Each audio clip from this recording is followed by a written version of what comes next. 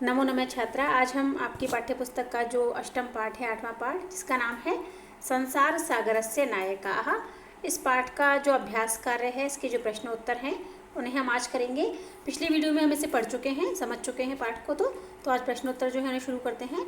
प्रथम प्रश्न है एक पदेन उत्तरद, यानी एक पद में उत्तर देना है। जो भी प्रश्न यहाँ दिए गए हैं, प्रथम है उसका कस्य राज्यस्य भागेषु गजधरः शब्दः प्रयुज्यते, यानी कौन से राज्य के भागों में गजधर शब्द को प्रयुक्त किया जाता है। तो इसका उत्तर है पाठ के अनुसार राजस्थान से। हमने पढ़ा था राजस्थान के कुछ भागों में इसका अभी भी प्रयोग किया जाता है। द्वितीय है गज परिमाणम कह धारयति, यानी गज परिमाण जो होता है ना, गज का जो नाप होता है उसको कौन धारण करता है। तो इसका उत्तर क्या हो गया, गजधरः। जो गजधर है वो गज परिमाण को धारण करता है, इसीलिए वो गजधर कहलाता है।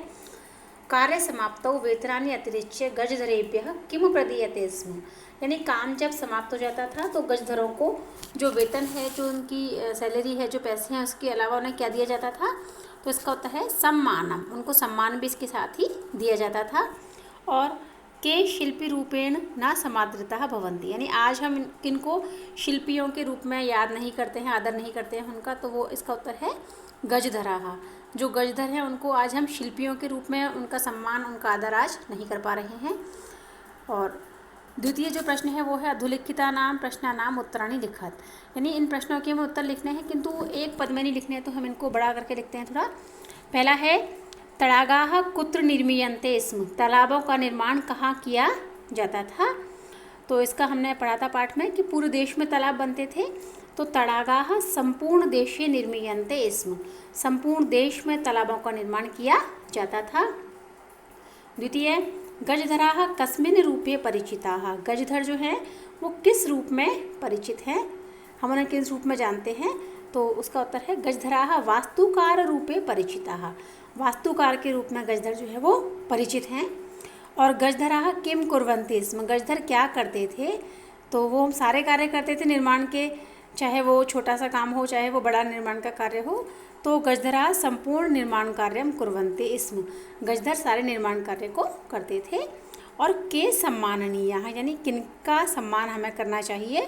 तो इस पाठ के अनुसार उत्तर है गजधराः सम्माननीयाः, गजधरों का हमें सम्मान करना चाहिए। अगला प्रश्न है रेखांकितानि पदानि आधृत्य प्रश्न निर्माणम कुरु, यानी जो रेखांकित पद यहाँ दिए गए हैं उनके आधार पर हमें प्रश्नों का निर्माण करना है। सुरक्षा प्रबंधस्य दायित्वं गजधराः निभालयन्ति स्म, सुरक्षा प्रबंध का जो दायित्व था वो गजधर निभाते थे। तो इसमें सुरक्षा प्रबंध जो शब्द है, इसमें षष्ठी विभक्ति एक वचन है, तो इसका उत्तर भी होगा षष्ठी एक वचन। किम शब्द पुल्लिंग कस्य, सुरक्षा प्रबंधस्य कस्य। द्वितीय प्रश्न तेषां स्वामिनः असमर्थाः सन्ति, तो तेषां जो है ना, षष्ठी का बहुवचन है, तो इसका उत्तर भी यही होगा केषां। प्रश्न निर्माण के समय तेषां का बन जाएगा केषां स्वामिनः असमर्थाः सन्ति, यानी किनके स्वामी असमर्थ हैं। कार्य समाप्तौ वेतनानि अतिरिच्य सम्मानम अपि प्राप्नुवन्ति, इसमें है वेतनानि, ये नपुंसक लिंग का रूप है, बहुवचन का, प्रथमा द्वितीय का। तो यहाँ भी यही आएगा कानी, जो ये भी है किम शब्द का नपुंसक लिंग, प्रथमा द्वितीय बहुवचन, कानी अतिरिच्य सम्मानम अपि प्राप्नुवन्ति। अगला प्रश्न इसी का है गजधरः सुंदरः शब्दः अस्ति, ये गजधर पुल्लिंग प्रथमा एक वचन, तो कह पुल्लिंग प्रथमा एक वचन। तड़ागाः संसार सागराः कथ्यन्ते, तालाब जो है वो संसार सागर कहलाते हैं।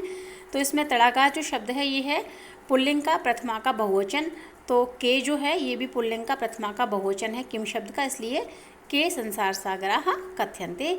और ये तृतीय प्रश्न हमारा पूर्ण होता है। चतुर्थ प्रश्न है अधुलिखितेषु पदेषु यथापेक्षितम संधिम विच्छेदम कुरुत, यथापेक्षितम का मतलब होता है जैसी ज़रूरत हो वैसा संधि या विच्छेद जो भी हमें करना है।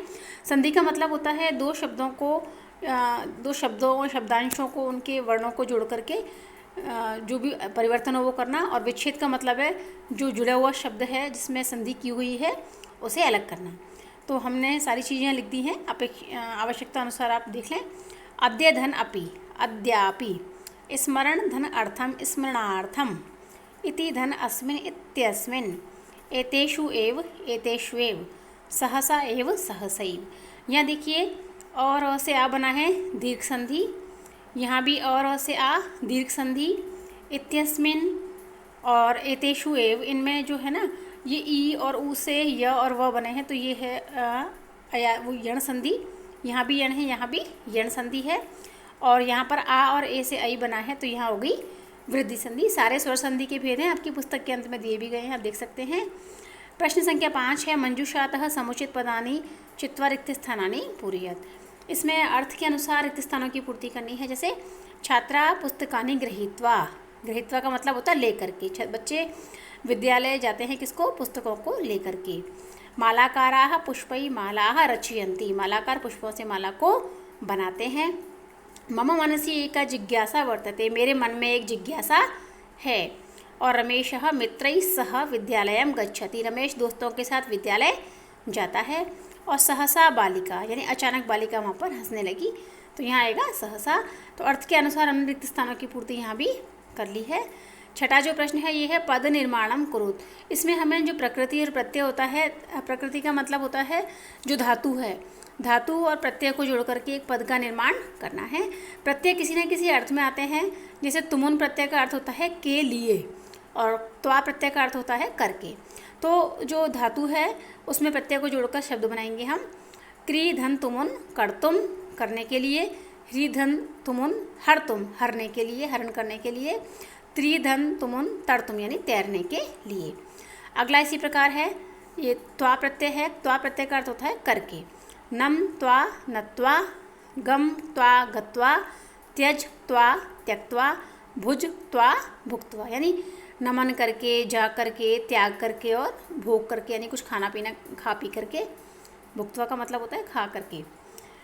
और इसके उपरांत आता है ये जो लेप प्रत्यय है, इसमें ये त्वा प्रत्यय के अर्थ में ही आता है, किंतु इसकी विशेषता यह है कि जब धातु से पूर्व में जब उपसर्ग आ जाता है, ये जो उपसर्ग है ना जो किसी धातु से पहले लग जाता है, तो फिर उस धातु के बाद में त्वा प्रत्यय की जगह पर कौन सा प्रत्यय आता है? लेप। और इसका यह जो है वो बचता है, देखिए, उपगम लेप उपगम्य, संपूज लेप संपूज्य, आनी लेप आनीय, और प्रदाय लेप प्रदाय। ठीक है, ये तो सारे प्रत्यय कौन से लगे हैं इसमें? लेप, और ये बने हैं इससे बनने वाले रूप, और इसका अर्थ भी वही है करके। सप्तम जो प्रश्न है वो है कोष्टकेषु दत्तेषु शब्देषु समुचितां विभक्तिं योजयित्वा रिक्त स्थानानि पूरयेत्। यानी कोष्टक में जो शब्द दिए गए हैं उनमें समुचित विभक्ति जोड़नी है।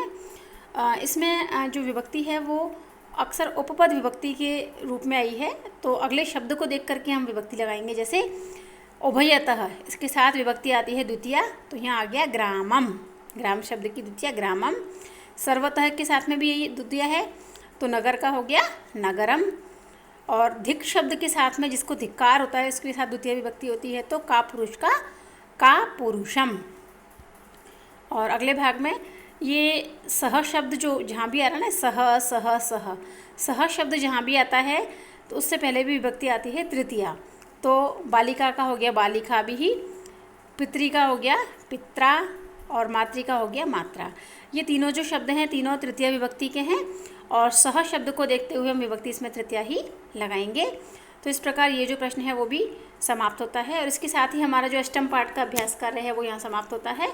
आशा है आपको अच्छे से समझ में आया होगा। यदि कोई प्रश्न, कोई शंका, कोई डाउट हो तो आप कमेंट करके लिख सकते हैं, पूछ सकते हैं, और अवश्य बताएं कमेंट करके कि आपको ये अभ्यास कार्य कैसा लगा। धन्यवाद।